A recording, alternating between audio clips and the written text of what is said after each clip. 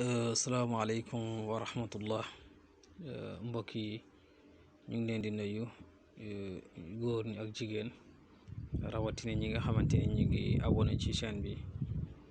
Di leen jaajëfal bu baax, macha allah, di dikkaat ak yéen ci seen beneen tegtal ci wàllu secret. di ñaan rek ngeen abonné ci chaîne bi pour man di ñu topp jamono bu nekk, incha allahu rabbi, ci xeetu tegtal yiñ fii dugal ngeen man di ko jot.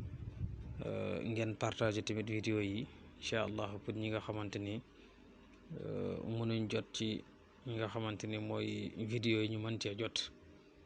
parce que loolu tamit moo ñuy dimbale ñun ba nga xamante ni incha allah suñ liggéey bi dinañ ko mën a wëyal kem niñ ko bëggee, incha allahu rabbi, ci kàttanu yàlla. bu fekkee tamit li ngeen di def mi ngi leen di neex tamit, wala yéen koy gërëm, ngeen di bës m bi, ñu xam ne wax dëgg yàlla, macha allah, li ñuy def nii yéen a ngi koy bëgg. tey nag dañoo ñëw indi leen benn secret ci wàllu boole, waaw, ci wàllu not, ci wàllu tasxiir, ci wàllu tàggat. comme ni ngeen ko gisee, ngeen koy bindee mi xaatim bi di fa buxiita lazi kafara. mu nekk nag aaya boo xamante ni bu doy waar lool ci wàllu tàggat. waaw, nit koo xamante ni daal dalaa bañal nga bëgg mu nangul la ak kum mën a doon.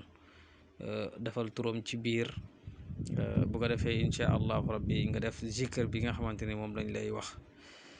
gannaaw boo bindee xaatim bi nii nag ba pare, da ngay dugal ci biir turu ki nga soxla kese moo fay nekk, yow sa tur du fa dugg. bu ko defee nga sëf ko fu diis. bu ko defee nag nga liggéey aay bii di fa buxiita lazi kafara. fa buxiita lazi kafara yaa ngi koy liggéey 1528 nga koy liggéey. bu ko defee incha allah yaa ngi koy liggéey pendant 3 jours, incha allahu rabbi, ci kàttanu yàlla. boo ko defee am résultat bi nga soxla. mu nekk lu wér, mu nekk loo xamante tamit comme ni ngeen ko waxee, lépp lu ñu fi dugal lu wér la, lu ñu essayé la, macha allah.